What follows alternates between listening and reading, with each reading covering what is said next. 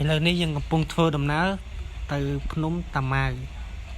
បាទឥឡូវនាំមកវែងព្រៃណាទៅផ្លូវសួរជីមហាស្រួលនេះមើលទៅហត់តែដួលឯងមកទៅវែងច្រើនហ្នឹងមនុស្សវែងសិនអ្នកវែងហ្នឹងគូកលម៉ែកហ្នឹងវែងពេញព្រៃគ្នាច្រើនអ្នកក្រោយក៏វែងដែរទៅទៀតច្រើនណាស់វែងមកតាមផ្លូវហ្នឹងឥឡូវនេះយើងបានមកដល់ផ្លូវយ៉ាងស្រួលទៅហើយដើម្បីទៅមើលសត្វនេះសត្វអានេះក្រពើភ្នំដែលអង់គ្លេសហៅថា crocodile មានអាក្នុងទឹកនិងលើគោកដូចថ្មសុទ្ធម្ដងនេះយើងថតអូទ្រីថតទៅឃើញស្អាតថតចេះថតទៅដៃនឹងចេះតែវេទៅទៀតថតស្អាតទៀតណែអូចាប់ចិត្តមកឥឡូវយើងមកឃើញស្វាមកនេះវាទៅតាមតកោចគ្នាឯងឲ្យមើលខំនេះមកដាក់ដល់កន្លែងដំរីដល់ដំរីថតnướcច្រើនឯងមើលទៅទៀតនឹងឃើញមនុស្សឡើយមកគោថតចោលថតឡើងដៃវេចុយស្អាត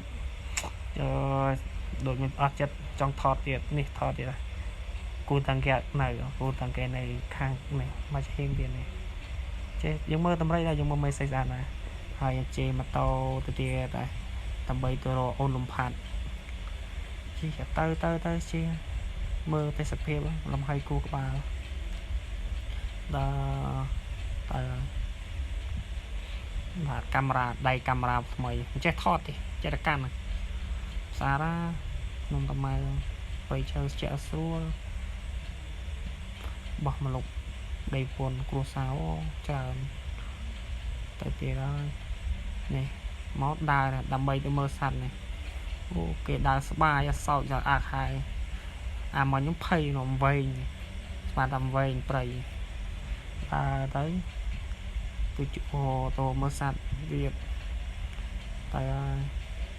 មកយើងដើរមកដល់នៃសត្វនេះដែលគេឲ្យចូលសាន់ភ្លៀងពោះសាន់ទាំងគេចាប់បានថ្មីគេឲ្យចូលមានទឹកចចសត្វច្រើនមកដើរទៅទៀតដើរហូរហ្នឹងចេះតែដើរនេះមកជួបសត្វតូចមកវត្តសត្វតូចកំសត់ដូចភ្លេចហ្នឹង